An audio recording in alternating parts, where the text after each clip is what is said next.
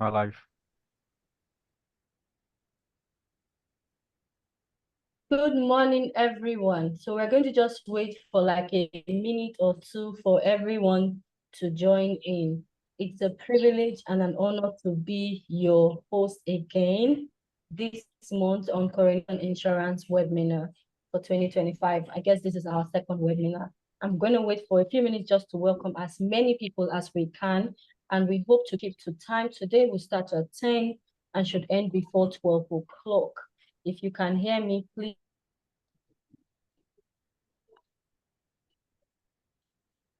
Good morning and welcome to today's webinar. It is the business protection insurance, what every entrepreneur should know.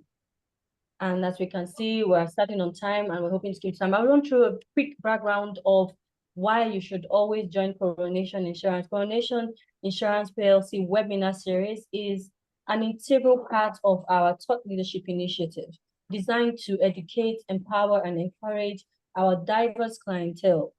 This edition, as we can see, is titled Business Protection Insurance, through insurance for entrepreneurs, SMEs, and business owners. We all clearly know that we are in a fast-changing environment, and oftentimes the business environment is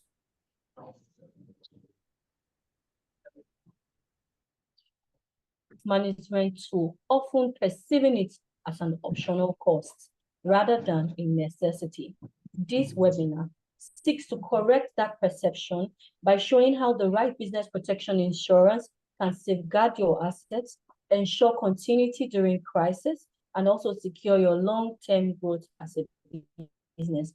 Remember that you have to remain very sustainable and profitable to stay in business. And most times people always resort to coming to social media to cry. But when you have a very good, strong insurance backing, that will not be necessary, as they will help you get back on your feet. Today, we want to look at how we can educate business owners and entrepreneurs on the importance of insurance in helping them protect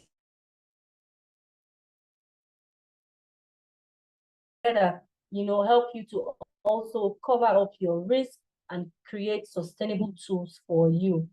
We'll also be telling you a lot around Coronation Insurance, business insurance offering for SMEs and for startups.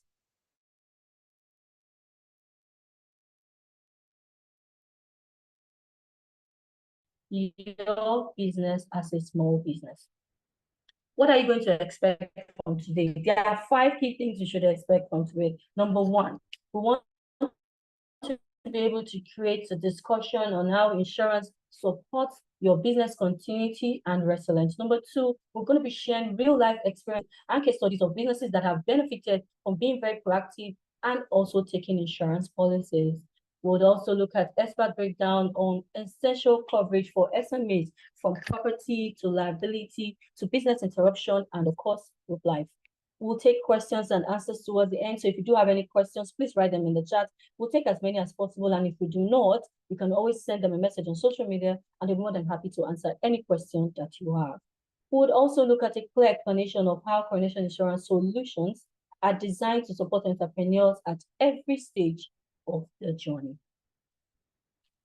Okay, so without wasting much time, I really want to confirm if my first speaker is ready. At exactly 10:06, we will have the welcome remarks by Mr. Adewale Adeneye. He's the Executive Director, Technical Operations at Coronation Insurance PLC. After which, at 10:12 exactly, we will bring on board our amazing keynote speaker, Mr. Ayo Bankole Akindijo. After which, we will take the panelists' introduction, just introducing who we're bringing on panel, bring them on board, and then we'll take panel discussions and questions immediately. Afterwards, we'll have a closing remark by Kando Madolo, and that will bring us to a wrap, hoping that we've round off just exactly before 12. If you do have any questions, as I mentioned earlier, please feel free to put them in the chat. I will take as many as possible, and we will kickstart the day. Please, if Mr. Adewale Adeneye is ready, I think the floor is now yours. Thank you for joining me. Thank you, Linda. Thank you, sir. Good day, everyone, and welcome. It is my distinct pleasure to welcome you to today's webinar themed Business Protection Insurance, what every entrepreneur should know. Like Linda mentioned, I'm Adewale Adeneye. I'm the Executive Director, Technical Operation Acquisition Insurance PLC, and I'm delighted to have you all join us for this insightful discussion. As entrepreneurs and business owners, we are often deeply focused on growth, innovation, and taking our business to the next level. We pour our time, resources, and energy into building the foundations of our companies, all while navigating the daily challenges of a fast-paced and competitive market. However, amidst the excitement of growth, there is a crucial aspect that can sometimes be overlooked: protection. In today's ever-changing business environment, risks are an inevitable part of the journey. From natural disasters and theft to legal liabilities and business interruptions, these unseen events can have a devastating impact on even the most promising businesses. This is where business protection insurance comes in. It is not just an expense, it is a strategic tool that ensures the continuity of your business and safeguards your hard-earned achievements. At Coronation Insurance, we are committed to empowering business with the right solutions that not only protect assets, but also support your growth and sustainability. This is why we have organized today's webinar, to provide you with the valuable insights on how to effectively navigate the risk of your business might face. We have distinguished panels of experts with us today from the fields of insurance, finance, and business strategy. They will help you understand the types of insurance that are essential for your businesses. They will share real-life case stories, and they will also offer practical advice on how to build a robust business protection plan for your enterprise. This session is not just an opportunity to learn. It is a chance for you to take proactive steps towards securing the future of your business. I encourage you to actively participate, ask questions, and gather the tools you need to make informed decisions for your business long-term success. Thank you once again for joining us today, and I look forward to a productive and insightful conversation. Thank you.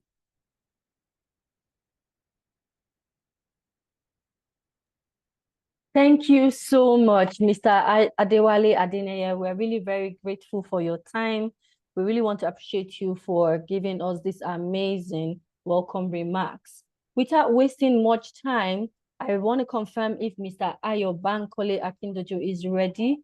He will be taking us through the keynote presentation, which will last for 20 minutes. Mr. Ayo, are you ready? I'll read his introduction while he comes on board. Mr. Ayo Bankole Akindojo, he is the founder/CEO of Caladium Consulting. Ayo Bankole is a seasoned strategy and transformation expert with over 14 years of experience in leadership roles across capital markets, insurance, and oil and gas industries.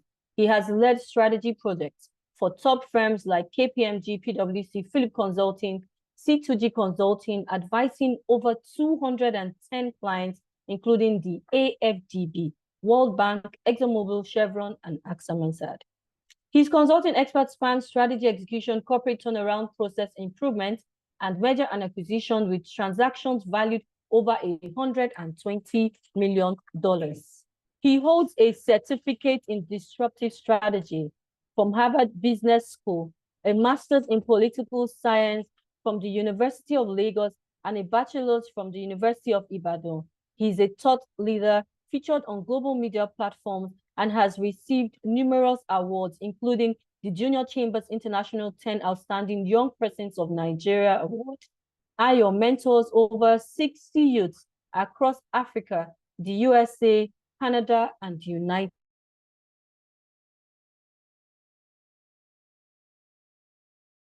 States. To the floor. Ayo, the floor is yours. You have 20 minutes exactly from now. I will come back in at exactly 10:31 so that we can invite other panelists. Ayo, are you ready?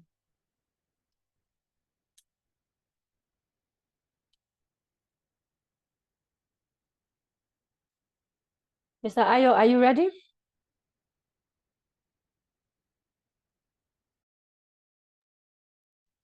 Please, can anyone hear me? Is Mr. Ayo Bankole ready? Yes, Linda, I can hear you, and I'm sure he's trying to log in. To log in and start this presentation. Just give him maybe a minute or two. That's perfect. Thank you. Okay. Okay. Thank you, Mr. Ayo. Ayo, are you ready? I'm ready. Sincere apologies. I had some network disruptions, but I've switched my internet now, so I'm hoping that it's a whole lot better. Please help me confirm, Linda, that you can hear me very well. Yes, I can hear you, and you have exactly 20 minutes. Would that be okay for you, please? That should be fine. That should just be fine. Thank you so much. Good morning, everybody.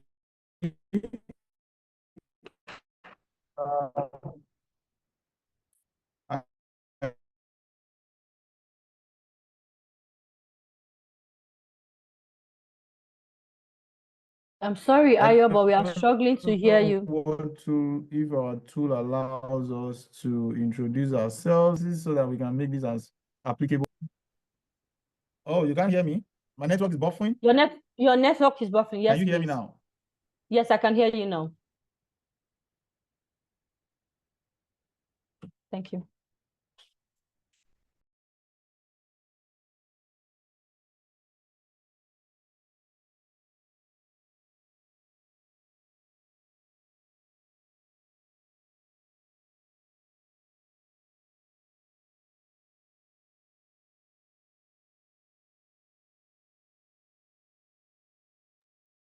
It seems you can't hear you again.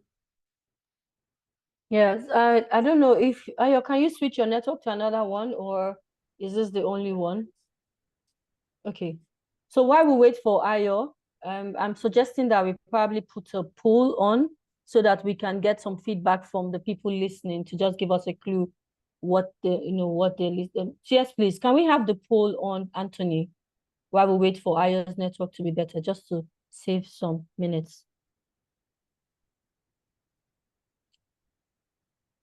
Thank you. We can see it. Is it better now, please? Is it sharp now? Ayo, this is way better. And I'm hoping it's stable. Yes, this is better. So while we wait for you, we were waiting for you, but wanted to take the poll just for like a minute to buy you time.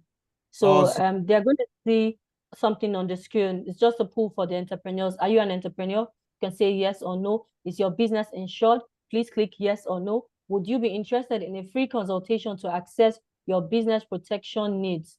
The options are there. Yes, definitely. Maybe needs more information, or not right now. Please, we have like a minute to just quickly respond to this poll.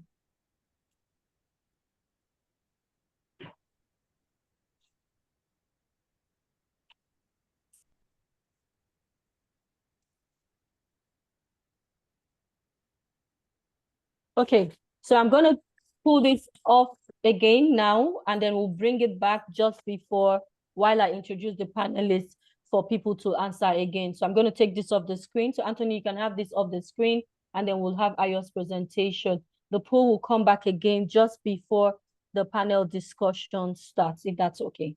Thank you, Anthony. Ayo, the floor is yours again. You can proceed. Thank you. All right, thank you so much, Linda. I especially like that survey that we just did. But it will still help me to know specifically what types of businesses that we have. If you don't mind, you can drop the types of your business in the chat box so that we can address in talking, we can cite examples or even specific products, that are available in insurance to protect your business. And we can make this as relatable as possible, because having spent years in the SME ecosystem, what I realize is that many times, we consultants, finance professionals, etc., we oftentimes speak language over the heads of a lot of SMEs. And that is the cause of the myth, a lot of the myth that happens, especially around insurance products.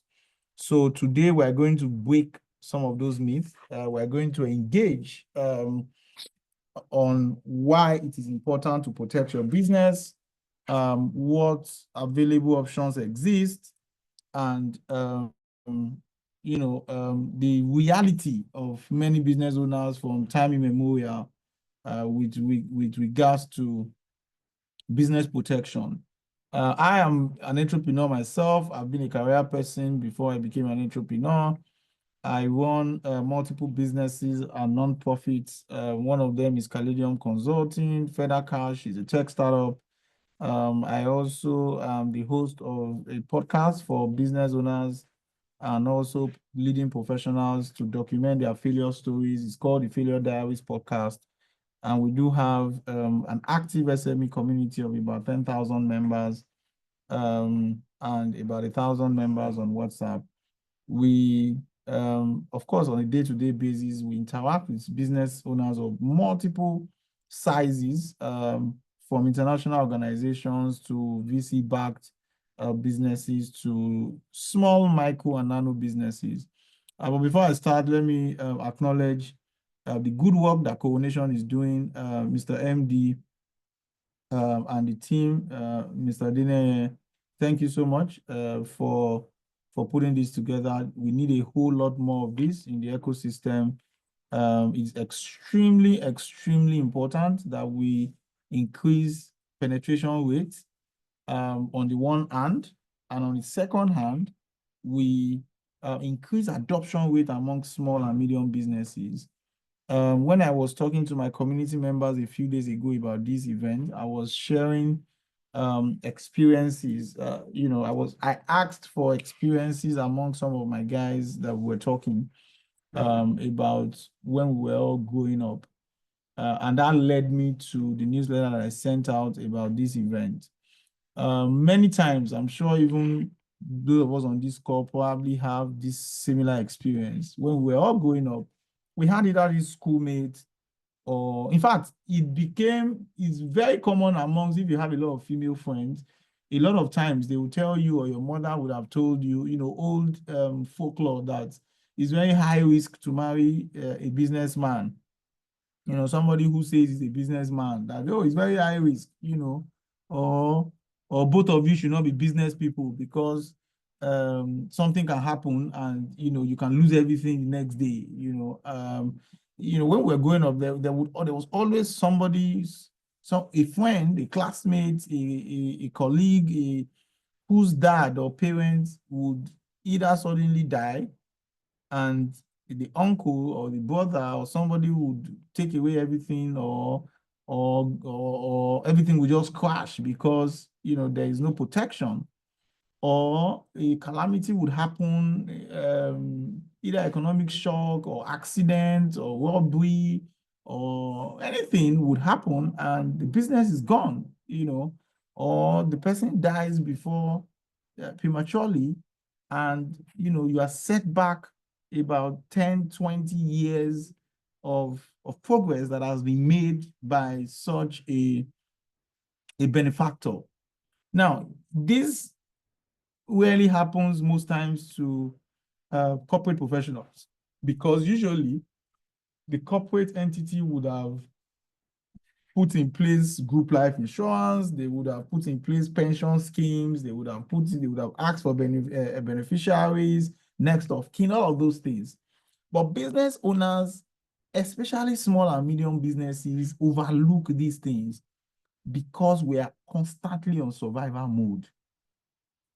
Now, you are on survival mode, and in being on survival mode, you then, if I can use the word, unsurvive yourself, or you then, when you make progress in that survival, you then reverse engineer your own survival by not protecting it. I call it penny wise, pound foolish. And in this conversation, I'm hoping that by the end of this session, for me, the major call to action today for me is that at least 50% of those on this call would have signed up to at least one insurance product.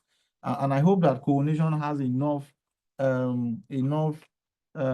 officers on the call enough advisors on the call who can, take up this call to action immediately. Yes, So fantastic. I trust you. I trust you. Yeah, we've spoken about my background. I also have a background in insurance. I was head of strategy at one of the insurance firms at some point, and we did support the entire industry around a few transformation initiatives at the regulator level. So I did say that my major objective for today for participants is you learn and mitigate business risks. You would understand the value of insurance for your business. You will be able to choose the right insurance product. But for me, it is that at the end of this session, you sign up to at least one insurance product. Now, first and foremost, it is not easier to be an entrepreneur than to be a paid employment person. 80% of Nigerian SMEs collapse in the first 5 years. It's staggering, meaning that 8 out of every 10 businesses that people start, is going to collapse. It's going to fold up. It's going to fail. And the reasons why it failed is multifaceted, and largely because of some of the things that we're going to discuss today. Flood happens, takes over the entire place. We had a community member some time ago who was into logistics, and he had just 2 trucks, and he had a ghastly accident, and that was literally what put him into near penury, because the trucks were loaded, there was no goods in transit insurance. He was in trouble. He was facing lawsuits. The person who also gave him the goods also had all of his own. Those were all his own goods also. So it was a complete mess. And we had to rally. We had to do some sort of crowdfunding to help getting back on his feet. And those conversations, of course, then led to multiple other conversations. And of course, he couldn't continue that business. By the time he got back to his feet, he went back to paid employment and all of that. So these are just similar examples that there are so many like that. Now, the most persistent risks, right? We have fire or natural disasters, things like fire, things like flood, and all of that. You have theft and burglary. You have legal liability. The case I just gave example, of course, ended up in lawsuits. They had to settle it out of court. He had to call on those of us that he knew to come around him. So legal liability, if somebody sues you for all that you have and the person wins, and the person has the muscle to implement that judgment, you are in trouble, right? There are other unforeseen interruptions that can happen to your business, and hoping that these things will not happen. I was in a strategy session yesterday for a client, a massive, in fact, the biggest market leader in their space. And we were talking about some of the strategy stuff that needs to happen. And I was painting a scenario where something would happen. And one of the directors said, God forbid, we hope that we don't get to that point. And I said, hope is not a strategy. In business, faith is not a strategy. Let's leave that to the churches, right? And the mosques. You can be very strong on faith and very strong on hope. And imagine you are on a plane and the pilot is saying that, one of our engine just failed and we hope that we all don't die. I mean, everybody's going to be thrown into panic, and people will start bursting into tears and finding ways to ask for forgiveness. But if the pilot says, ladies and gentlemen, we may have one of our engines that has failed. However, we have a backup. We have two backup engines. We have engineers on the plane, and we can assure you that we're going to land very safely. There's absolutely no cause for alarm. This is just a part of routine procedure. You will still be panic, but you will be a lot more assured than a pilot who is talking about hope, in the face of a disaster. Is the same thing. That is how silly we sound when we talk about hope and faith and prayers in the face of risk. And I do tell people, I'm not an aspire to Maguire kind of person. So I tell you that if you are not ready for risks, get out of entrepreneurship. Entrepreneurship is a risk game. And the more you protect yourself against those risks, the more you are likely to succeed. And because there are layers of risk. There are some risks that are inherent to the business already. Those ones you will deal with on a day-to-day basis, right? Now, there are now second layers of risk that you have no business dealing with when you can transfer it to an insurance entity, right? And those are the type of risks that you need to make that decision after this conversation to ensure that at least you get one or two of such products. Now, what is business protection insurance really? I can't see my chat box. I don't know why. Is it because I'm sharing screen? Or what can be wrong? What can be wrong? I need to see my chat box. Okay. I don't know why, but I can't see my chat box. So I wanted to ask some questions, but it's not. Okay, I can see it now. I can see it now. Okay, awesome. Okay, so what is business protection insurance? First is your safety net. If anything happens to you, it protects you.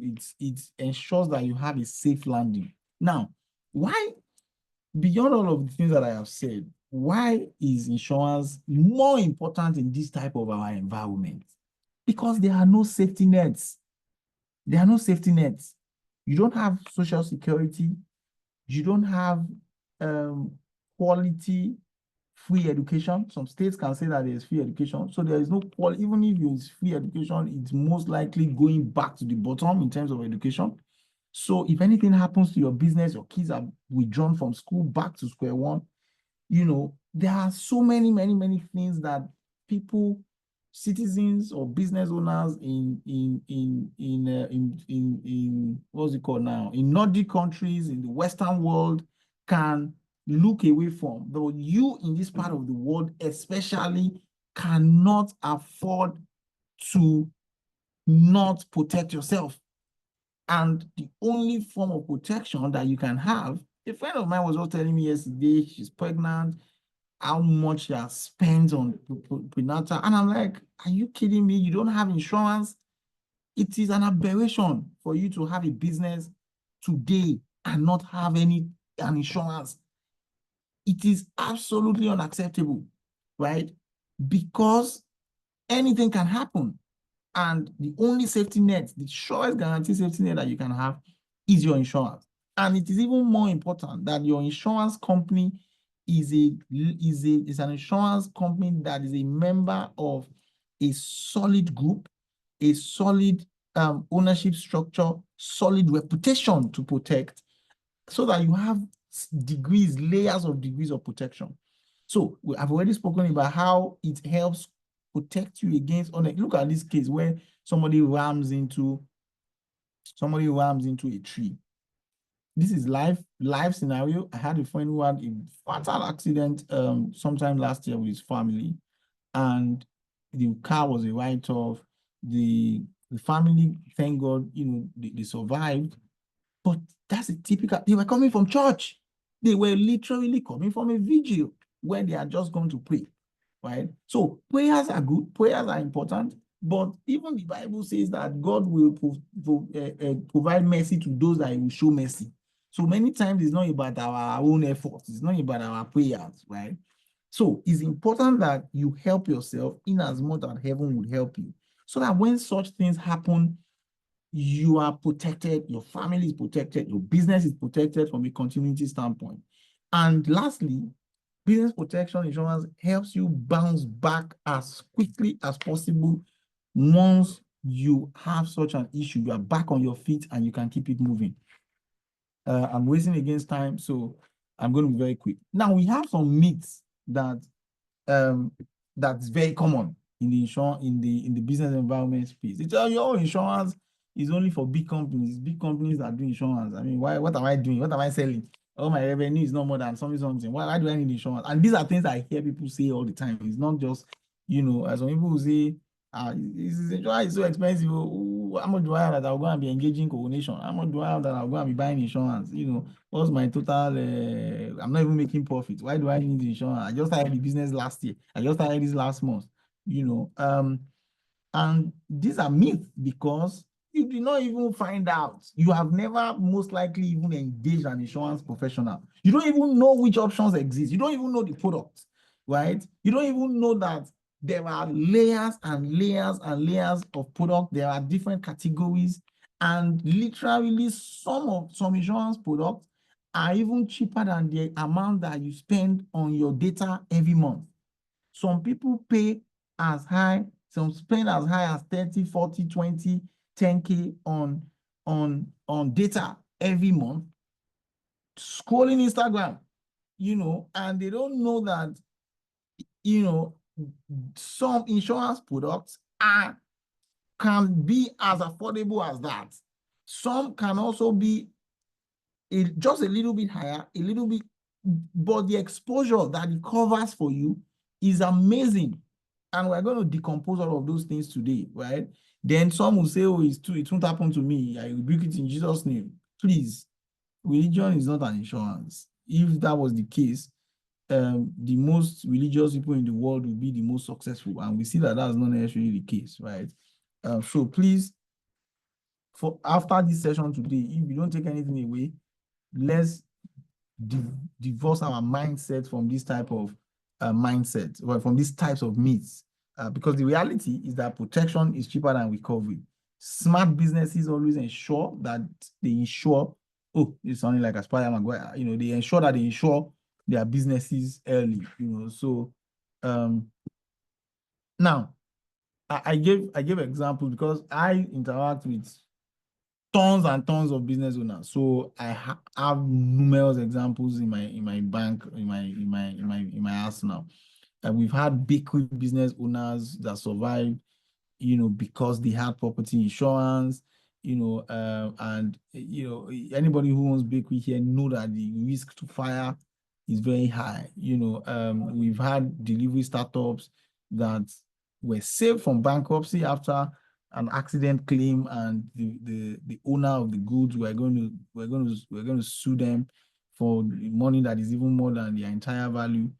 We've had tech firms who were covered, by downtimes where you lose money when there are downtimes, and all of these types of any type of business that you may have. All you need to do is talk to your insurance company. They would give you a tailor-made type of product that can help you protect your business. Now, how is insurance? Insurance is not just a product. It's not like these glasses that you say, let me buy it and wear it. It's not for fancy. It's a strategy for growth.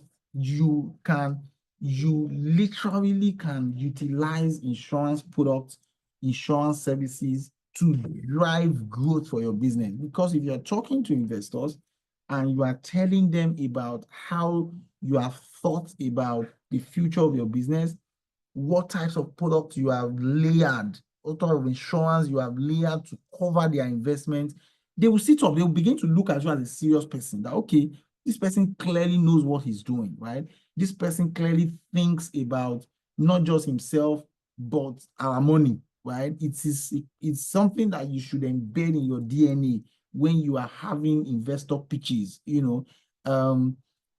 It also helps you when you are having loan conversations, or when you are, you know, fine-tuning or developing your contracts. You know, if you have a contract and you protect such contracts with insurance, it protects you, it protects your clients, it protects your vendors, it makes your counterparties take you seriously. And of course, it ensures continuity when either a staff or a critical infrastructure is lost. So in your own growth strategy, you can embed insurance in it, because anything can happen. You may lose any member of your team or any critical infrastructure that is crucial for your business. Linda, please let me know, as you can drop in the chat box for me when I'm close to wrapping up, but I'm going to wrap up very quickly. Your time is up. You have like 2 minutes. Awesome. So I'm going to wrap up now. Now, what are the type of coverage that you can have? And this is where I'm going to close. Now you have property insurance. Now there are different types of property insurance. You can even have all risk insurance, you know, that covers everything that, you know, you are doing within a particular premises, or as the case may be, as you discuss with your advisor. You can also have specific property insurance. You know, you can insure your phone, you can insure your laptop, you can insure your machine, you can insure your ACs, you can insure whatever, you can insure your vehicles. And vehicles also has different layers of insurance. You know, there's third party, there is I think there's one that they call limited third party. I can't remember what it's called, advanced third party or something. There's comprehensive. Then there's group life, no matter, you know, for your entire group of employees. And you see, I always especially recommend all risk and burglary. In fact, all of them, and for yourself too, because anything can happen. Security risks, hazard risk, and all of that can happen. And it only makes sense that you engage and value what you have, and buy a protection that ensures that your business continues and you can get back on your feet the next day. And more importantly, work with an insurance partner. I can assure you that these costs are very minimal, and you have already put in too much sweat that you cannot afford to be penny wise, pound foolish. Thank you very much. I'll look to taking Q&As. Thank you, Mr. Ayo Bankole. You have been amazing. So in 1 minute, I'm going to have a recap for those who joined along the line or in. Number one, you mentioned 80% of small businesses fail in the first 5 years. You said hope is not a strategy. You must have a clear-cut, you know, strategy of how you're going to manage your business and the risks that will come. You mentioned that faith is not a strategy. You must do the right things, and your business must have a backup. You can't just leave it to chance. And you said insurance gives you this assurance that things will still pick up and be fine. And on the final note, you talked about some myths. You hear a lot of small businesses always say insurance is for big companies, it's too expensive, I cannot afford it, I don't know how to go about it, but they have really never asked. And lastly, before we go, you talked about protection is cheaper than recovery. And I hope that most of the small businesses here will begin to think about how they can protect their business, how they can manage the risk, and how they can engage Coronation to help them do that. I want to thank you so much for keeping to time. You slightly spent more, but I forgive you. You spent over 22 minutes, but it's fine. Thank you, Ayo. You made it so simple, sweet, and interesting. And I like the illustrations with the drawings you have that just made it look much, you know, really interesting, not so serious. Thank you very much, Ayo. Without wasting much time, we're going to dive right into bringing on board our panelists. I will introduce them briefly for the next 2 minutes, and they will all begin to please help me turn on their camera, because I will ask them questions immediately. First on my list, we have Mr. Felix Batten. Felix Batten Manu is the head of underwriting at Coronation Insurance. Sorry, let me start from the top. Let's start with Faith Godwin. Faith Godwin is a seasoned sales and marketing professional with over a decade of experience in relationship management, strategic sales, and customer engagement across the insurance industry.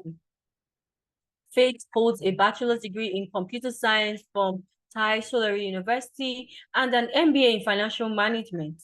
She has completed the foundation level of the Chartered Insurance Institute of Nigeria, CIIN, and is currently pursuing a doctorate in business administration with a focus on management science. She's also a member of the Chartered Insurance Institute of Nigeria, the African Insurance Women Association, and the Associate of Enterprise Risk Management Professionals, Senior Associate in view. Join me as we put our hands to welcome Faith Godwin, Team Lead, Team Lead Coronation Insurance PLC. Faith, you are welcome. Next on my list is Mr. Felix Boateng. Felix Boateng, nice to have you again today on this webinar. Felix is the head of underwriting at Coronation Insurance Ghana, bringing over a decade of experience in the insurance sector. He is an associate of the Chartered Insurance Institute of Ghana and holds a diploma in insurance from the Chartered Insurance Institute, United Kingdom, as well as a BA in economics and entrepreneurship from the University for Development Studies. He's also a member of the Young Insurance Professionals of Africa. Felix previously worked with Alliance Insurance Ghana Company Limited and Quality Insurance Company. His expertise has been instrumental in refining underwriting strategies at Coronation Ghana, driving profitability and fostering sustainable business growth. Mr. Felix, you are welcome. Next on my list is Flora Mbele-Diegu. She is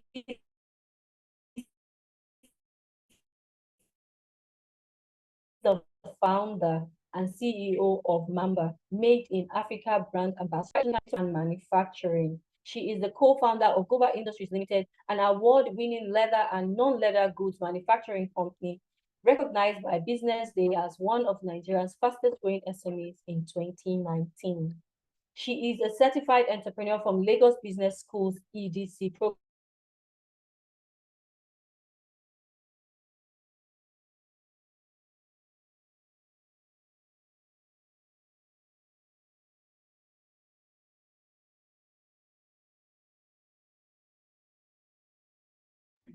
Is it just me that can't hear Linda again? My network, I'm really sorry. I'm back. My network went off. I'm really so sorry, but I'm back. Okay, so I was introducing Flora. I said that Flora is a certified entrepreneur from Lagos Business School, EDC. Flora has received several accolades, including the African Youth Leadership Award and Focus Africa's Emerging Business Leader Award.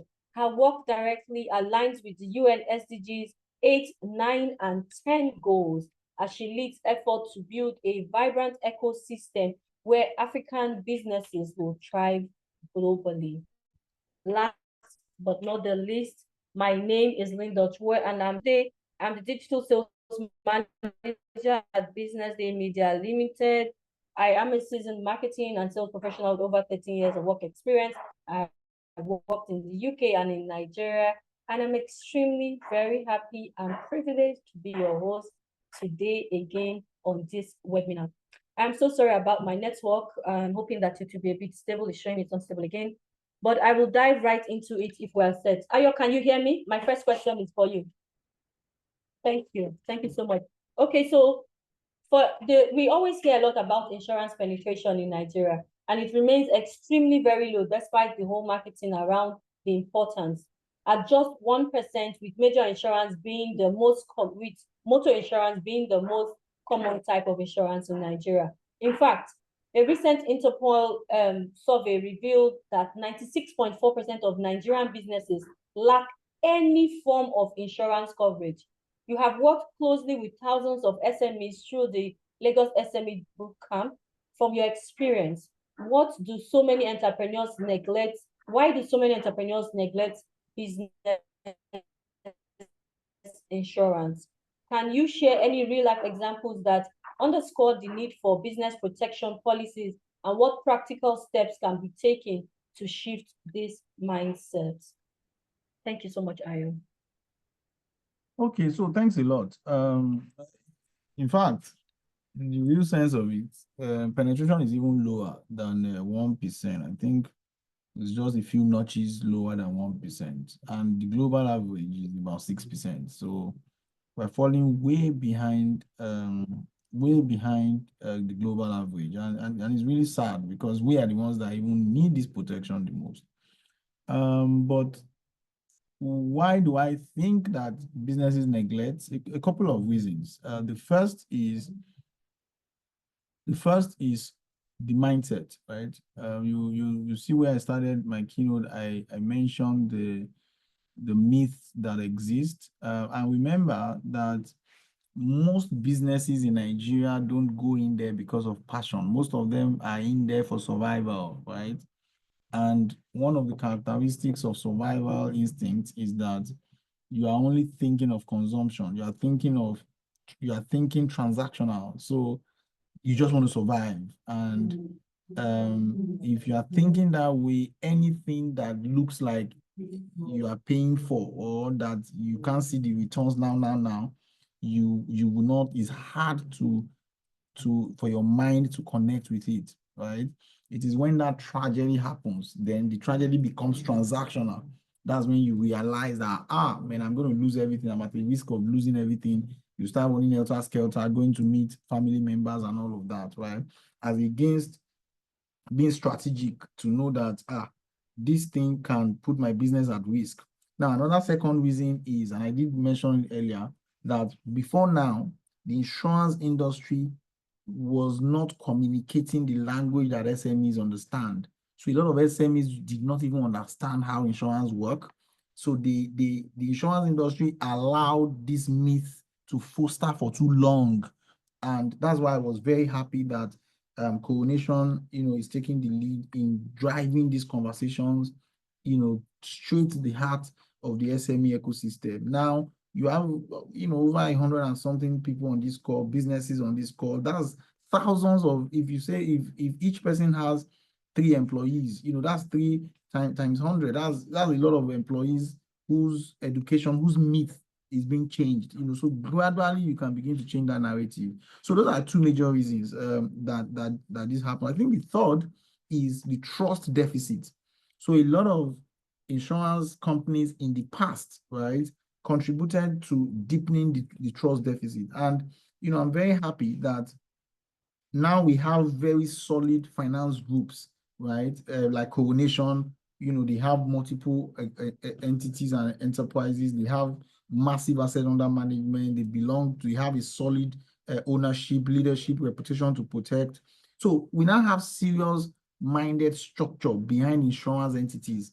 Prior to now, years ago, 20, 30 years ago, we had all sorts of very, very mushroom insurance companies who did not do as well in managing that trust deficit, right? So today the trust is growing significantly, and you realize that people are getting more aware, as people are getting more trustworthy in the insurance space, penetration would increase. So what should insurance businesses be doing? I already mentioned a couple of them. The first is talk to an advisor immediately after this session. In fact, as we're talking, if I were you, I've sent a DM to request for just describe what your business is about. Even if it's 100 naira you are making, let them know that it's 100 naira you are making. If you are working from your house, let them know you are working from your house.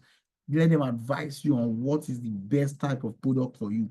At what rate, what will be your exposure and all of that. So you get yourself familiar with it. That's the first step. And then the second step is to budget for it. And then before you know it, you've moved from being an insurance illiterate or insurance novice to an advanced insurance user. I hope I've been able to answer your question.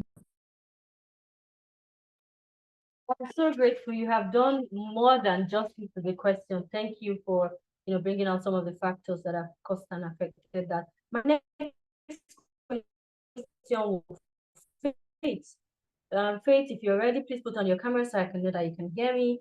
The Lagos State Fire and Rescue Services reported 1,642 fire incidents from January to June 2023, which is just a 6-month period, causing 14.62 billion in property damage. Even with a decline to 1,085 incidents in 2024. The financial impact remains severe. From your perspective, how can Coronation Insurance Business Protection products help SMEs safeguard against such catastrophic losses? What specific policies would you recommend for high-risk sectors? Faith, the question is yours. Thank you. All right. Good morning, Linda. Good morning, everyone on the call. Morning, Faith. Thank you for having me. Okay, Linda, thank you. One of the reasons that we say that there's a decline is because of webinars that we do like this, education about insurance. We expect the decline to increase. However, the claims are still there. Yes, 2023, over $500 million, that's no more than $500 million, 15 billion in claim losses. And how many of that percentage was insured? Let's say 10% of that. That means the remaining 90% had to pay from their pockets. And you know, so many businesses that incurred such losses, they've not been able to bounce back. Or businesses that had insurance, they were able to bounce back. Let me cite an example. Remember some years back, there was a fire hazard in Abuja, one supermarket. Now, I would tell you that that supermarket, they are back. They will soon go live anytime soon. It's because they had insurance. This is why we are here, and this is why we're having this webinar. Claim is not something that you see that would happen, but will it happen? Yes. That is why we are here. Consultation is free. Like Ayo Bankole said, you could have just dropped a question or ask us, who do I speak with? Do you want a call center representative to call you immediately for consultation? We'll consult you. We'll tell you that, okay, this is what you need. This is where your risks are. I own a bakery. Linda owns a school. Our risks are not the same. So I have to have this consultation with Linda. I have to have this consultation with Faith. Let me see, what are your risks? Let me see where you're located. I might have a bakery. I'm like, oh, my bakery, there's no fire hazard. I have fire extinguisher. I have water sprinkler. But where is your business located? It might be located to a sawmill or a petrol station. And that is a major hazard. You see, but you see that, but I have all these things in place. That is why we say, speak to a professional, speak to an insurance expert. We are here. You can reach us on our social medias. You can just call us right now. We'll share our numbers on the platform for you to ring me. So we expect these numbers to continue to reduce with all this type of webinars. We do road shows, we do storms to educate people about the essence of insurance. Thank you, Linda.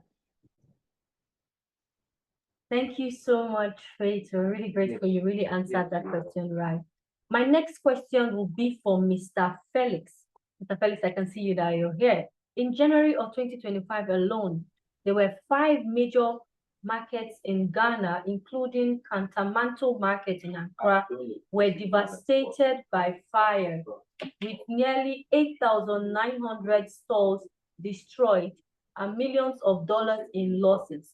Market fires have long been a significant challenge for businesses in Ghana. How can businesses, particularly those in high-risk sectors like markets, protect themselves and fireproof their operations through insurance? How does Coronation Insurance Ghana assess this risk, and what specific protections do you offer to help businesses recover from such catastrophic events? The floor is yours, Mr. Felix. Thank you very much. Good morning, Linda. Good morning, everyone.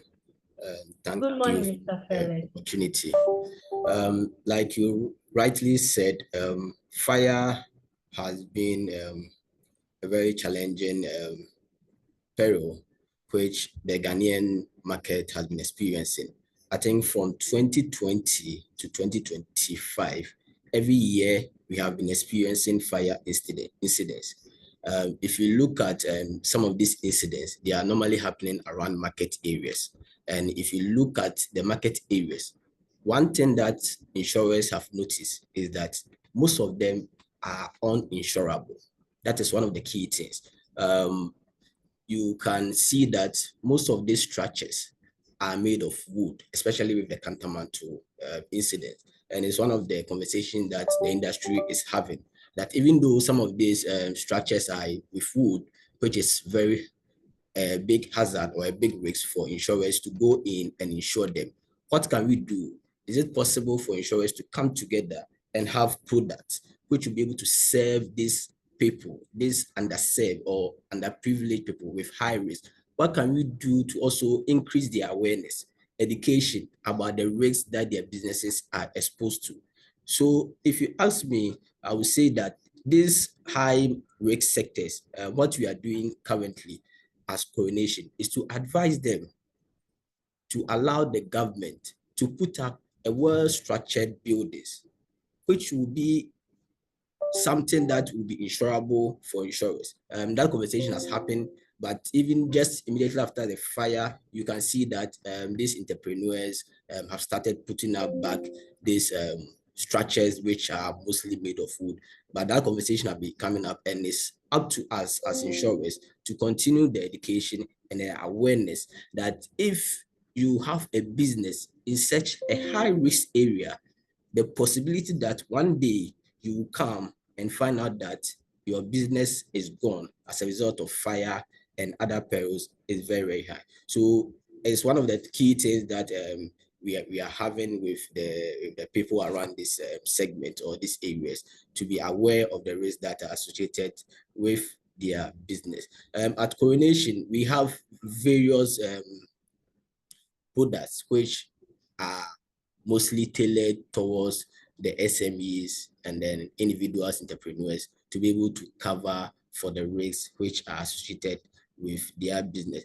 As rightly happening now, we are talking about the business protection insurance. The business protection insurance is a product which covers insurers or covers the insured, the entrepreneur, against fire to their business. In the business, we are talking about their stock, their content. If they have a building, we'll be able to cover them for such losses as a result of fire. We also cover them for flood incidents, which is very, very high, especially in Ghana in certain areas. Normally, now that we are going into the rainy season, it's important that people who are especially located in flood-prone areas are advised and then act accordingly. Put up some risk mitigation measures, which is very, very essential for insurers, because what we do now is not to be reactive as insurers. We are supposed to be proactive. So normally when we are advising clients, we advise them on how to mitigate their risk instead of just relying on insurance. So these are some of the things that we are doing, and our business protection plan is there to cater for some of these incidents or risks. Aside the issues of fire and flood, we're also looking at theft. So issues of theft when your shop or your building is being attacked by robbers or petty thieves, the insurance policy is there to cater for the losses that may arise. Our policy also have an extension to cover for personal accident.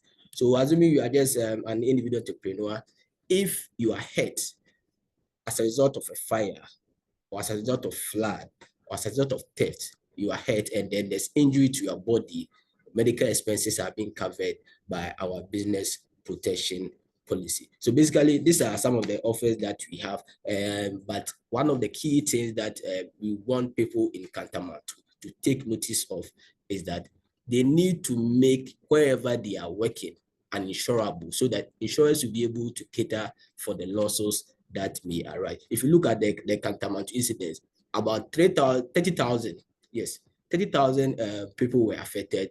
We are looking at around 7,000 shops. But if you look at the number of people who were able to get compensation from insurers, it's less than 300, which we are looking at like 1% or less than 1%. So it's important that we continue this education and awareness for people to know that they need to protect their businesses. They need to protect their future so that their businesses will be sustainable. You can start a business today, you'll be making a lot of profit, making a lot of money, but one loss, one catastrophe can wipe everything away and then bring you to the starting point. And insurance is there to make it sustainable, not just for you, but for your generations. Thank you. Thank you so much, Mr. Felix. You have done justice to the question. Thank you so much. Okay, so my next question is for Flora, if you're here. My first question is, evaluating business continuity. How do you personally assess whether a business is insurance ready, especially among informal manufacturers or sole proprietors? Flora, the question is for you. Please, if you are here, thank you. Thank you so much. Thank you. Okay, so thank you very much, Linda, for that question. Before I delve into answering the question, I'd like to express my heartfelt, gratitude to Coronation for putting together this kind of webinar. I mean, when I was invited, I'm like, insurance company doing a webinar, this Coronation Insurance must be intentional about, the business that they do and trying to increase advocacy within the SME network. So I'd like to structure the answer in two ways. One for the business, the insurance companies and the business environment people, and then of course to the SMEs. From the insurance perspective, I think insurance companies need to be more aggressive, just like the banking sector are more aggressive with their product, offerings and all that, and advocacy and educating members of the SME community and entrepreneurs, both informal and formal sector, about their offerings. So if insurance companies can begin to be more advocative and more, expressive in terms of letting people know, advocating and educating and enlightening the entrepreneurial business community about most of this, the advantage of ensuring that their businesses are protected. It will go a long way to help in all this that we're doing. So more advocative approach, and then more partnerships with stakeholders in the business SME community. I also, want this to happen more often. Then of course, tailored insurance packages for SMEs. There has to be clear, tailored insurance package for SMEs. Just like when Ayo was giving the keynote, he talked about, SMEs saying that insurance is for large corporations.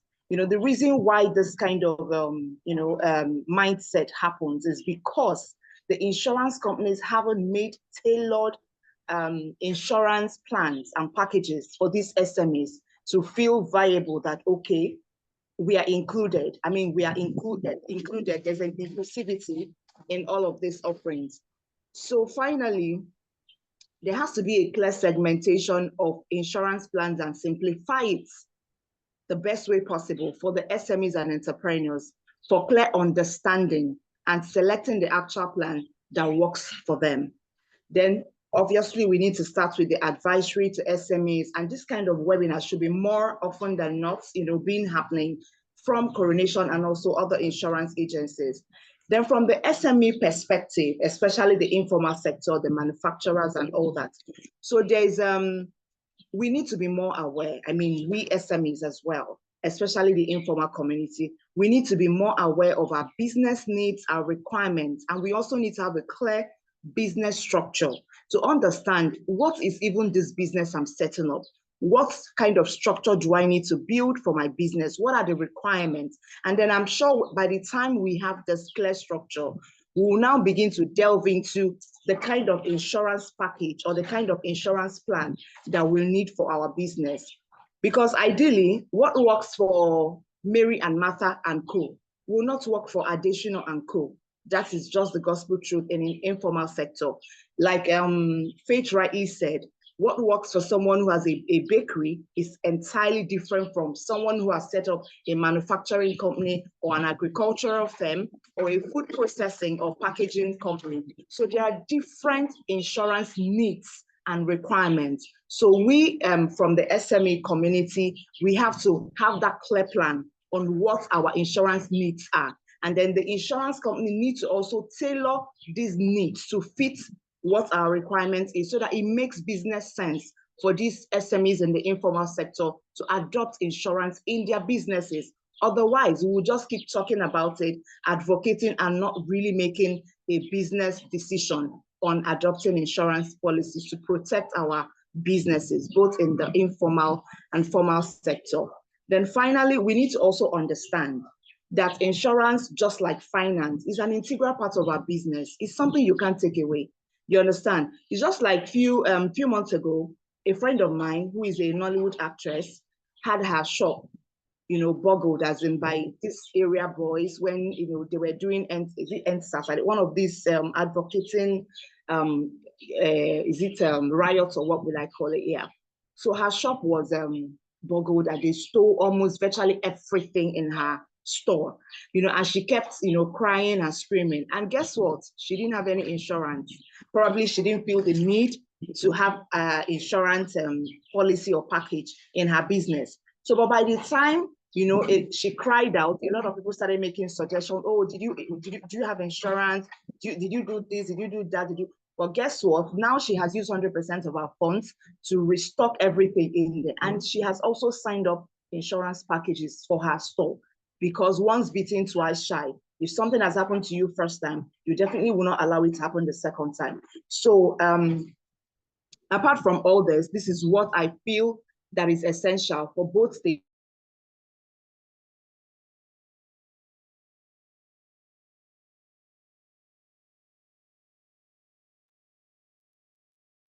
Hi, Flora. If you can hear me, you are cracking. We can't hear you again. I think your network is slightly not stable. So if you can hear me, we can give you like a few seconds to just rejoin and come back. Okay, so while we wait for Flora to come back, I would like to quickly go back to Mr. Ayo, if you are still here. My second question is for you.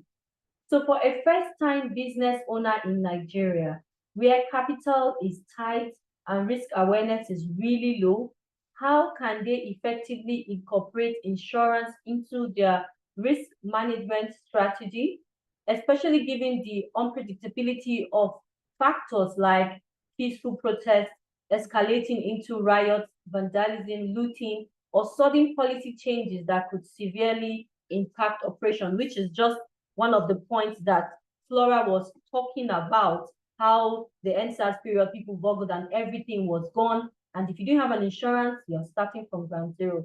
How can you advise small businesses better? The floor is yours, Mr. Ayo.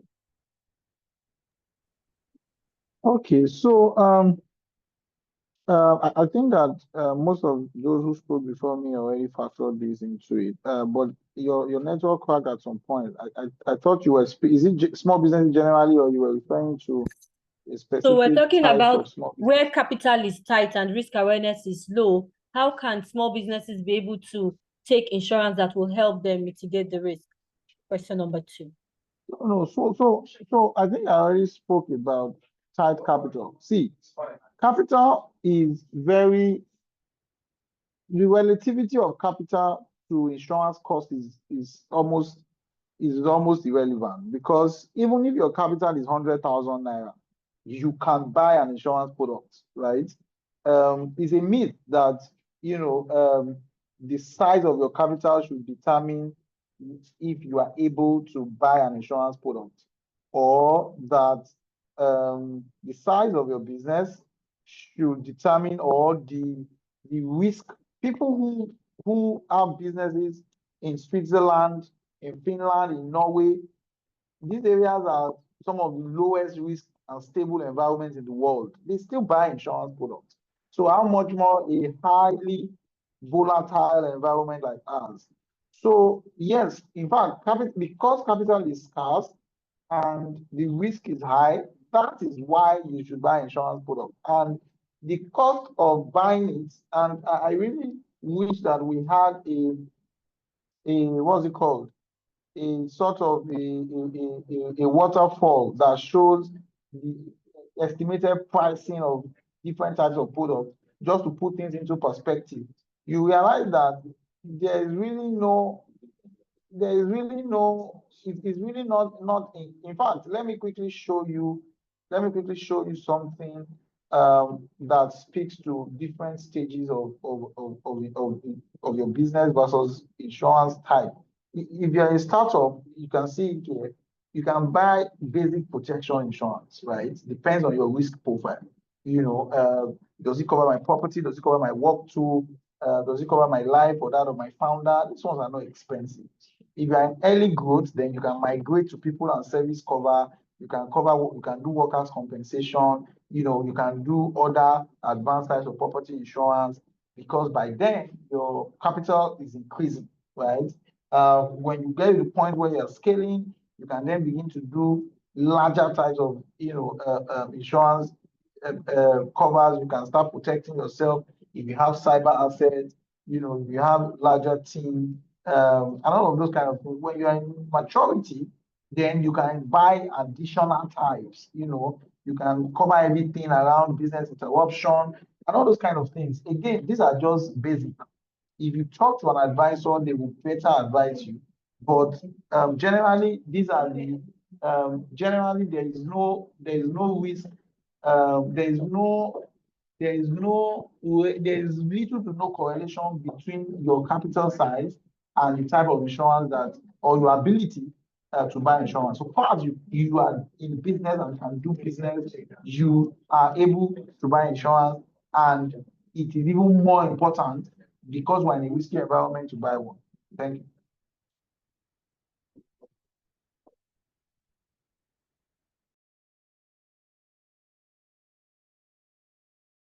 Thank you so much, Mr. Ayo. Thank you very much for doing justice to that question. That brings me to my next question for Faith, if you are still here. So Faith, according to the Intel Point survey, the top 2 reasons Nigerian businesses avoid insurance are: number 1, I don't know where to start from, and the insurance is too expensive. How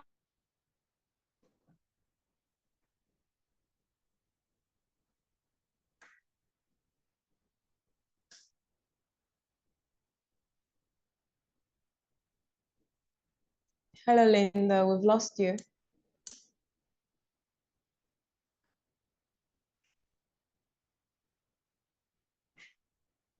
Hello? I think network is a bit epileptic today.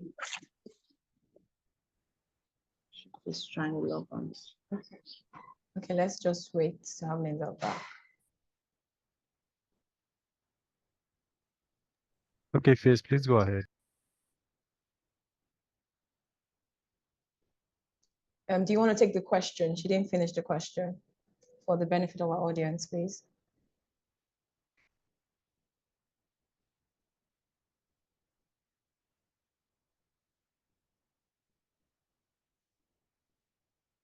Hello?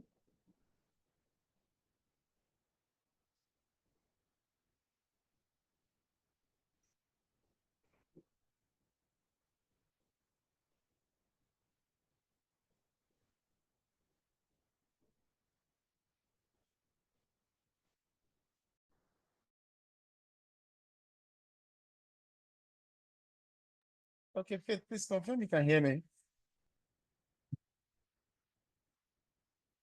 Hi, Faith. Hello, Vincent, how are you doing? All right, so the question Linda was trying to ask you, according to the survey that was referenced earlier, the top 2 reasons why Nigerian businesses avoid insurance are: number 1, they don't know where to start, and a lot of them think insurance is too expensive. So how does Coronation Insurance address these concerns, particularly for SMEs that may lack financial literacy or perceive insurance as an unnecessary expense? I mean, in summary, how is Coronation business protection plan in terms of the finance? Is it expensive? Is it also easy to understand? Okay, thank you very much. You said the first part of that question is, I don't know where to start. First of all, I'm a salesperson. Where you start from, you start by calling me, call us. We have our numbers. Let me share our numbers with you, how you can contact us. That is where you start. You start by calling Coronation. Our numbers are, let me just call that 02 01 22 75 475. I'll take that again. 02 01 22 75 475. You start there by calling me. When you call us, we'll tell you where to take it from there. That is where you start. Now, when you say it's expensive, see this question, when you ask me, it depends on the time of the month you ask me, is something expensive? The beginning of the month, I might say it's not expensive. Towards the middle of the month, I'm like, oh, that's too expensive. But the beauty about our business protection plan, anytime you ask me, oh, can you afford this business protection plan? Anytime you ask me, oh, it's very, very affordable. For as little as 5,000 naira, yes, you heard that right, 5,000 naira.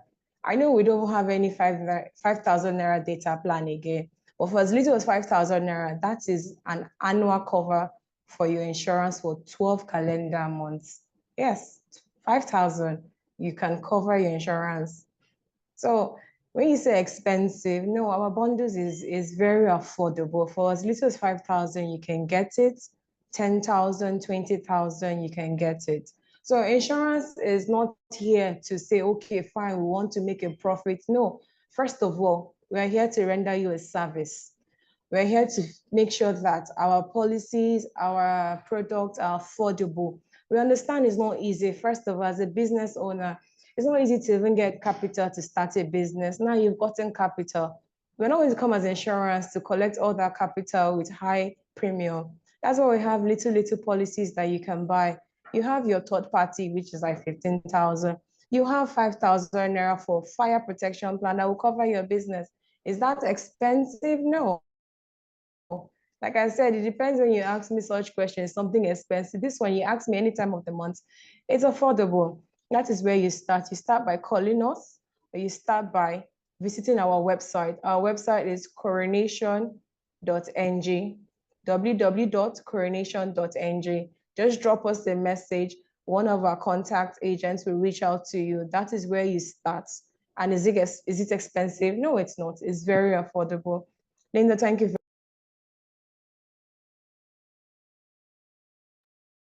Thank you so much. Thank you so much, Faith. You have made it very easy. I'm not going to type the number again in the chat box, the website details and the phone number so that it's easy for them to just copy out. So I'm so sorry about my network, but I'm back in. Without wasting time, I'm going to my next question for Mr. Felix. Mr. Felix, if you are there, this question is for you. With over a decade of experience in underwriting across Ghana's insurance landscape, how do you approach risk assessment differently when dealing with SMEs versus large corporations? And what are the most overlooked risks you wish more entrepreneurs took more seriously? The question is for Mr. Felix. Please, if you're here, that's my second question for you. Linda, thank you. Thank you so much.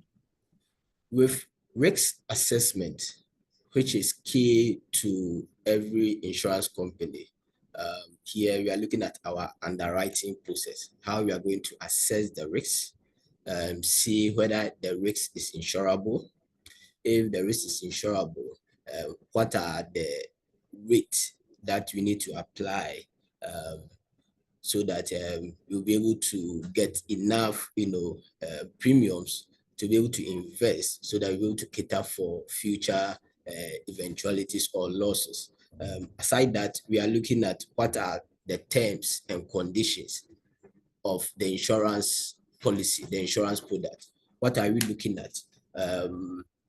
What are some of the exclusions? What are the things that we don't want to cover you against based on the kind of sector that you are, the kind of activity that you are into, or the overall business that you are into it.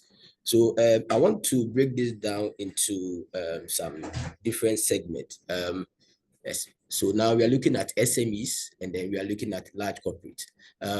For SMEs, if we are looking at their businesses, mostly we are looking at it from an individual perspective, or let's say a group of people, let's say 2 to 5 or 10. So the risk is very, very limited or based from one person's perspective. So if the person is someone who is risk conscious, you will see that the overall business will be looking at a way to mitigate risk. But if the person is not risk conscious and the person thinks that nothing will happen and is so religious that you think that God will protect his or her business for her, then you are looking at it from a different perspective, which will be a risk adverse person. But for a corporation or a large institution, there are governance around the way they look at risks, where you'll be able to even find risk managers or risk officers. In some companies, you see health and safety officers who have been employed to make sure that the risks which is associated with the business is being mitigated, or steps or procedures. Some have policies, guidelines to ensure that the risk is mitigated. So as an underwriter, when you're assessing such risks, these are some of the two different approaches that you can look at it. So from an individual perspective, there's a single person that you want to take on board. But for a corporate, you know that it's an institution which is already risk conscious. The awareness is there, and then you know that there are already steps which they have put in place to mitigate their risks. The next one that I also want to look at it is on the financial perspective, the financial resources that the SME will have, the budget that they have for insurance, and that of for institutions. When you look at for SMEs, basically, most of the time there's no budget allocated for insurance, and you need to let them understand or be aware, and also give them premiums that they'll be able to afford to cater for the risk that they are associated with. For large corporates, some even have funds to even insure themselves. Okay, so the assessment is different. Some have some captive insurances, group of companies that they insure themselves. We call them self-insurances. So for them to transfer their risks to insurance companies, some even tend to insure themselves. This will be done especially based on data which is available to them. Their historic data of losses that they have incurred over the years. For an SMEs, there won't be any data for them to even rely on. There won't be any data. Even if data is there, the data is not structured. You can't really verify some of these data that they provide to you. But for a corporate institution, you know that there's data which is backing the information that they are providing. You also look at the risk appetite. Most individuals, businesses, the risk is mostly high because they don't have the limited risk mitigation measures. We talk of fire extinguishers, talk about smoke detectors, talk about even a safe to where they will keep their money. Looking at the locks that they have on their properties, they are very, very limited. For corporations, there's a robust system around it. Some even go into the IT level to be able to make sure that nobody can even enter the premises without authorization. So from the assessment of this risk, these are some of the things that you want to look at and make sure that for an SMEs, even though the standard that you are looking through will be the same, but the perspective or the approach might be different. For SME, at times you even assume based on the person's location. So assuming you are giving me a risk from a market, there are certain indicators that I will look at for, which are always prevalent in markets. But for a large corporation, I want to visit the site physically to inspect and then confirm some of this information that you have already provided to me. In general, at Correlation, what we try to do is that risk inspection, risk mitigation measure, proactive underwriting is very key for us to be profitable and sustainable, not just for us, but also for our customers. So we try to come to the insured premises, identify the key risks that they have, and try to provide solutions, not just insurance covers or insurance products, solutions. Some which might be out of insurance, some which will be within insurance, to make sure that overall the businesses that we are growing will flourish and be sustainable. Thank you. On the issue of some of the risks that are not insurable, or let me say SMEs don't normally go in for. I want to list some of them and then try to speak on them so that we understand some of these things. For a small SME entrepreneur, one key risk that they are not aware of, or even if you make them aware of, they normally don't go in for, is on business interruption. Let me just give a practical example about the Kantamanto incident. We have fire, which gulf the whole market, destroying a lot of shops. In that scenario, even if you have an insurance policy for fire, which insurance companies will pay immediately, it will take you some weeks or even months to be able to build the shop back. If it's a structure, it will take time for us to put up the structure back. And if the item that you sell, you need to import them, or you need to have, there's a chain, a supply chain, you need to contact them for them to deliver it. The period in which you go through all this process, it means that the income that you would have generated if your business wasn't, wasn't damaged, or the fire didn't happen, would have been lost. So aside the capital that you, the entrepreneur, you would have lost, you are also losing the income that you have generated. And business interruption is there to cater for these specific risks, which is very, very important for us to notice. One other risk is risk of group life insurances, issues of life insurance. We talk about medical insurance, death. These are key risks that at times is even overlooked by the SME segment, which I think is very, very important for them to also take notice of that. Have a group life for you, the entrepreneur, and then the workers that you have employed them. The group life also have a mandatory workmen compensation policy in it, which is backed by law. The labor law requires that every employer needs to have employer's liability, workmen compensation, which will cover for liabilities which workers might suffer whilst they are working with you.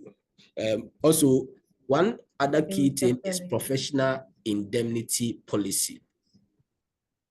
Mr. Felix, you have just 30 seconds or 1 minute, if that's fine. Okay, so I will just end with the professional indemnity policy, which is very, very key.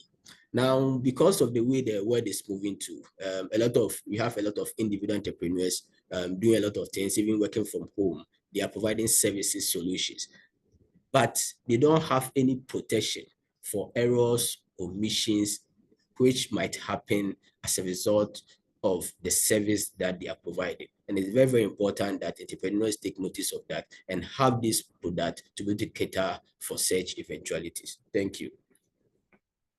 Thank you, Mr. Felix. Thank you so much. I'm going to go quickly now to Flora. Flora, I'm going to ask you a second question. Please, you do have 3 minutes to answer if that is fine. According to the Interpoint survey we referenced earlier, 5% of businesses without any insurance believe that insurance products are deceptive and offer no real life value. As someone who has worked closely with grassroots entrepreneurs and small-scale businesses, how do you address such skepticism? What real-life examples can you share to illustrate how business protection insurance can be a game changer, especially for small or informal businesses? I think you were giving us an example before we lost you due to our poor network. I'm so sorry about that. So this will give you an opportunity to explain that in 3 minutes, if that's fine. Thank you very much. Okay, thank you, Linda. So the thing is, just like in my community, the Maba community, we have over 1,000 women-led businesses and across 30 African countries. I mean, the same incident that happened with the Nollywood actress who happens to be our celebrity ambassador. So we shared that. So the moment that thing happened, we shared that real life scenario in our community platform. And so many people had, opinions and all that. about, okay, getting insurance. And some said it was like a debate, the period we had that real life scenario, because it's a Nollywood celebrity who is our ambassador. So all our community members know her. So when this issue happened, it was all over social media. I brought it to our platform, we shared it, and some people were of the opinion that, oh, if she had insurance, it would have been a lot better to manage the after crisis. While some said, oh, which insurance was even the, how valuable is even this insurance and all that. So I think the best way possible to go about all this is advocacy. And that advocacy, I keep clamoring for it because a lot of people that today people are aware of the banking packages and all that for businesses is because the bank has come to structure. We have this package for the large corporations and we have the retail business part of banking. So the retail business part of banking, they focus on small and medium enterprises, while the other premium banking, they focus on the large corporations. But you don't get to see a lot of all this in the insurance sector. So it is the onus is on the insurance companies to adopt this SME business community policies and packages and come to terms with it. To sell something to SME community, you have to really understand their business architecture. You need to really understand it so that you'll be able to build something that fits their need. You understand? While I was in the telecoms industry, that's what we do. I mean, we do segregation of accounts. We have the key account managing companies and portfolios, and we have the small account managing portfolios. So we do segregation. So the business we develop for the large corporations are quite different from the ones we develop for small enterprises. But you see that most insurance companies, they just set up product and they just sell. It's just like selling something to someone who doesn't need that thing. So first is understanding the business structure and the business requirements for that SME. So now, and I'm taking it back to Coronation to take the lead. I mean, and how do you start? Selling to 1111 SMEs will be a very tasking thing for you to do. So what I'll advise you to do is to get acquainted with SME business community leaders. For instance, like MABA, we have over 1,000 entrepreneurs. Imagine partnering with us and engaging our SMEs to build insurance packages for them that they can afford, that they can that can meet their business needs. Going to Caladium SME community, partnering with them to build something, going to other business, there's several of them. In fact, a few weeks ago, we had, there was an event we had with the Lagos State government. So it was a women SME event. So what they did, they didn't just send out memos to everybody, they sent memos to all the business communities that, you know, addresses women, that has more women in their organizations or associations and all that.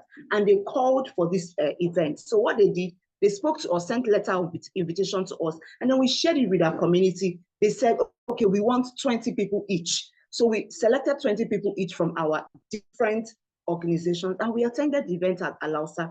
And when everything was shared, we took it back and we shared it to the rest of the community, and we are starting to engage directly with them. With that alone, they have been able to get 10,000 women together all in one place, and they sold the solution, the business solution. It was a package designed by Sterling Bank.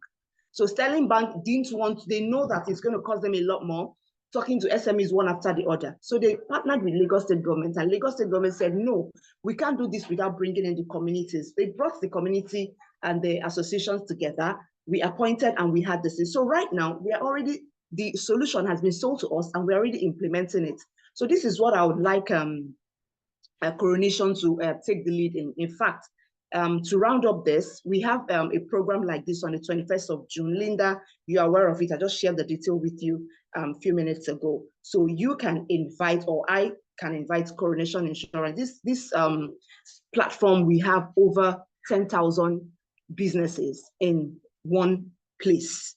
So we have different associations coming to attend this program. So I think it would be a nice platform for Coronation to come in and speak to. What we can do is we can always arrange something and give you guys a speaking slot to talk to the community leaders and all that, including a very interesting educational association that has over 10,000 private school owners. And I know you guys should have an insurance package for private school owners for their property structures, meaning schools and all that.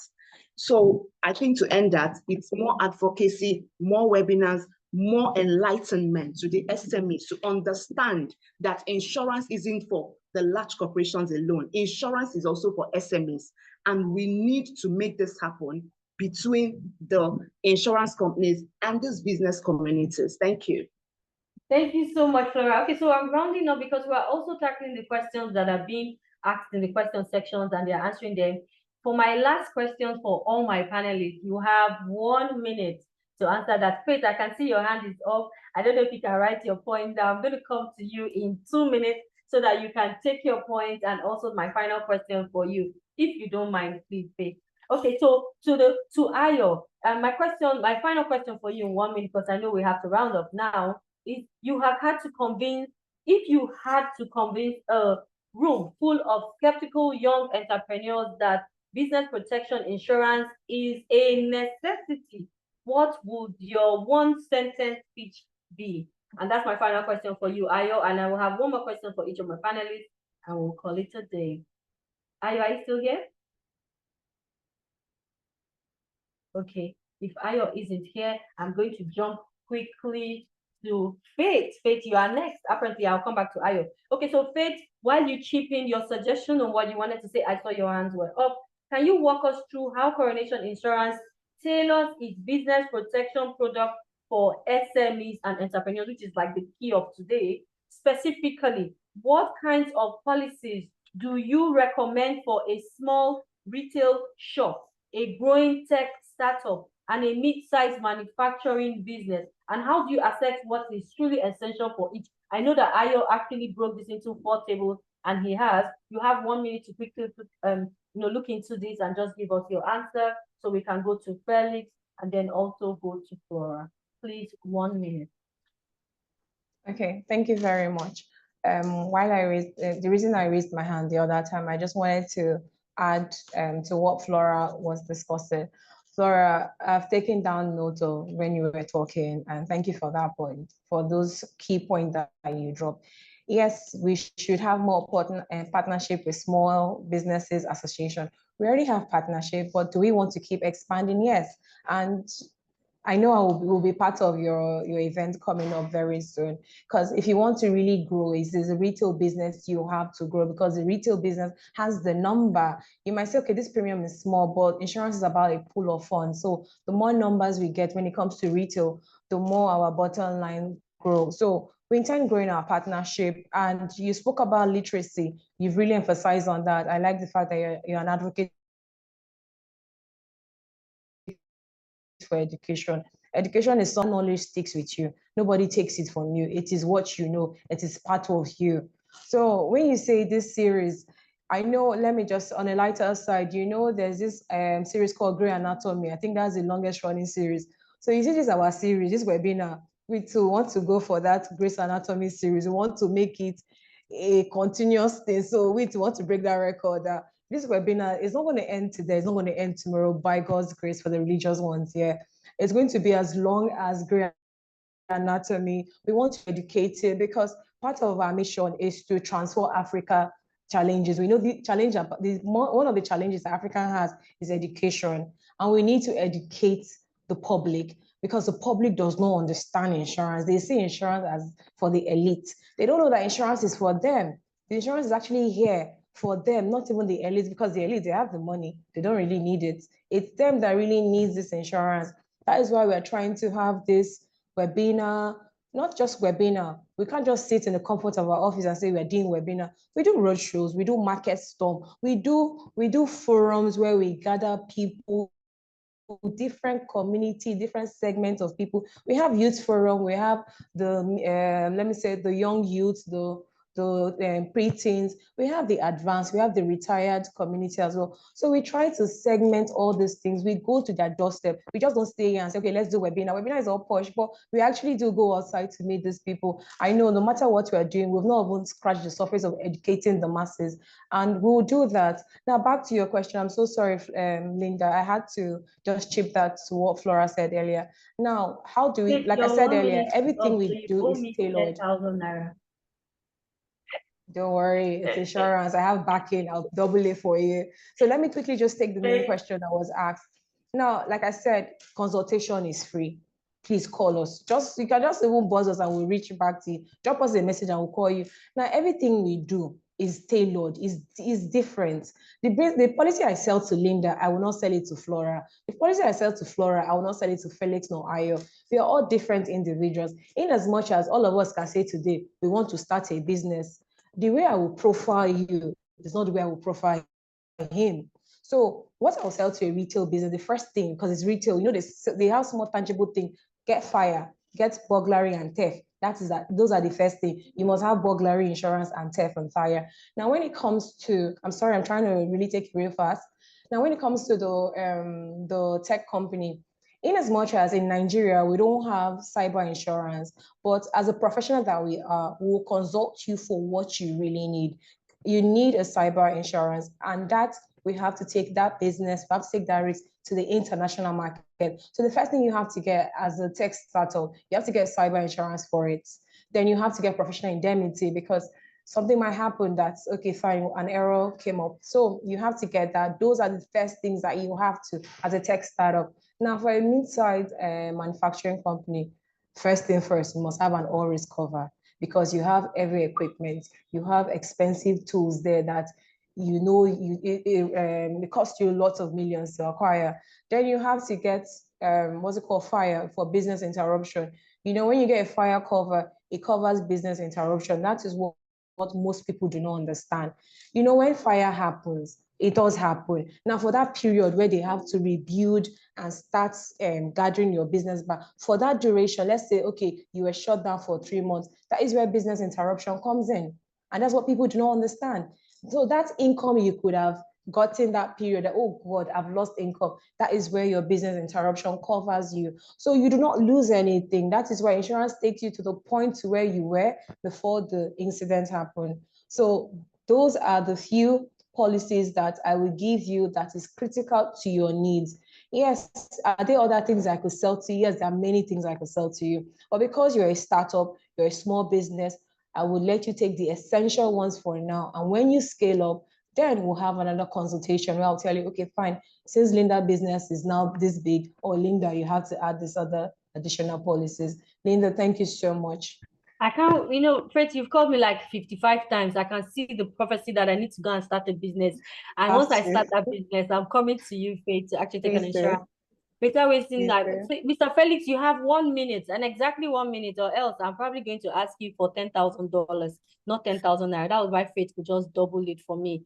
Given the evolving landscape of risks such as cyber threats, supply chain disruptions, and changes in regulatory frameworks, as we can see, things are constantly changing. How does your underwriting process ensure that business protection insurance policies remain adaptable? And how can we make this more effective for the small-scale businesses that we're talking about here today and in the future? Please, you have 1 minute, because we're rounding up and we have to finish in the next 7 minutes, if that's fine. Mr. Felix, are you here? Yes, thank you very much. Thank you. Cyberspace and for adaptability of our product and underwriting process, what we are trying to do currently is to automate our systems and to make our product available on the internet or on the digital platform. So our business protection plan that we have currently, we have it on a USD platform, on MTN platform, Mobile Money platform, which entrepreneurs can go there and then buy insurance from there. This is to help reduce the processes, the long processes that at times the insurance needs to go through for people to be able to buy this product. So with your phone, you can buy insurance and then make payment, and then the policy documentation and everything can be done. The claims process too can be done through this channel, which will be able to help you. In regards to ESG, that's environment, social, and then governance aspect. We have embedded into our underwriting process. You have some of our product covering for climate changes that is very, very key to our sustainability. So some of these things we are doing to be able to help us achieve sustainability and then increase adoption of insurance policies. Thank you. Thank you. Felix, you spent 1 minute and 40 seconds So I'll see you after this webinar for my balance. Okay, so to my final question for you, Flora, I think you've been amazing. According to the International Labour Organization, 80% of businesses in Nigeria operate informally. We all know that, limiting their access to insurance. From your work with grassroots entrepreneurs, how can insurance be made more inclusive, even for unregistered businesses? I know you mentioned some things about inclusiveness. You have 1 minute to take this final question. I think you've touched it a bit, and then we'll just wrap up the day. Thank you so much for being amazing, Flora. Thank you. Okay, so I think I just have 4 answers to the question. The first one is, as the business owner, be aware of your business needs and requirements and ensure you build a business structure. That's the first thing. Then the second one is to adopt an insurance plan that works for you. Have it in your mind that what works for Mary may not work for Martha. So it has to be something tailored to your business need and your business requirement. Then the third one is that you need to understand that insurance is just like finance and is an integral part of your business. And finally, do not wait for that fire to happen or that theft to happen or the riot to happen before getting insurance. So inclusivity is all in the end of what I've been saying, advocating and tailoring the actual insurance package that will fit the SME structure that we've laid out already. Thank you. Flora, you do not owe me any money. You were spot on, just on point. Exactly 1 minute. Thank you for keeping the time. I owe you 1 bottle of Coke. Anyway, without wasting much time, I want to thank my amazing panelists, my keynote speaker, and thank Coronation for putting this together. Every single month that I host this webinar, I learn a lot, and it gives me ideas on what to teach on my podcast for small businesses to be able to, carry on to learn, to be able to grow their business. It's been amazing for the past 15 minutes, listening to all my panelists really answer. And for all the questions that were asked in the inbox, we've had someone personally answer all the questions, and we actually touched on most of them. So we have done justice to the questions in the box and to the questions for our panelists. I want to thank you. Before we go, some 5 key points that I learned that you got to have a strategy. You have to understand your business. You have to put structures in place. You have to find the right insurance plan that works depending on your level of business and your structure and how big you are, and they will differ from time to time, and that insurance is extremely very important for you to have a backup. And according to Faith, they want to beat the Grey Anatomy series. So this webinar ain't going nowhere. It's going to be here for a long time, teaching, advocating, and educating people on the importance of having a fantastic working insurance policy that works. Thank you so much, Coronation Insurance. This has been awesome. I will be bringing on board for my closing remarks Hando Madolo. She has 2 minutes, to just tell us a few things as we wrap up and as we close and call it a day. Thank you everyone for your time. It's been amazing hosting this, and I really, really do appreciate your engagement and staying on board from start to finish. The floor is yours, Hando, if you are ready. Thank you so much, Linda. Thanks, everyone. My name is Thando Madolo. I serve as a head of digital marketing at Coronation Group. As we conclude today's insightful session, I want to sincerely thank you for being part of this important conversation on business protection insurance, what every entrepreneur should know. We've had an incredible, engaging, and thought-provoking discussion, and I believe it has shed a light on the crucial role insurance plays in protecting businesses, whether it's securing your asset, safeguarding your employees, and ensuring continuity in the face of unforeseen disruption that they've mentioned. The right insurance plan isn't just a backup, we got that. It is a vital foundation for long-term growth and sustainability.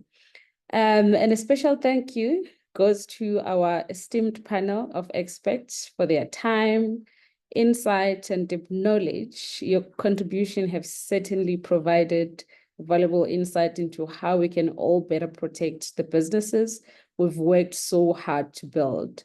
And to every entrepreneur, SME operators, and business owners that joined us today, We hope this session has helped you to see insurance not as a cost, but as a strategic investment in the future of your business.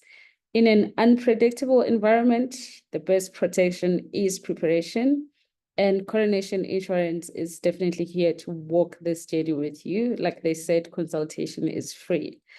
I then encourage you to take the next step by reaching out to the Coronation Insurance for tailored solutions that fit your business unique needs. We are here to support you at every stage of your business journey.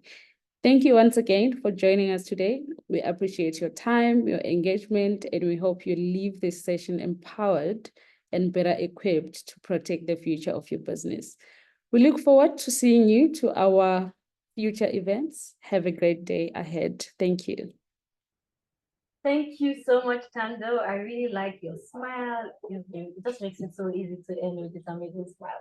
Thank you, everyone. So it will be my job to just thank you for your time, for staying with us from start to finish.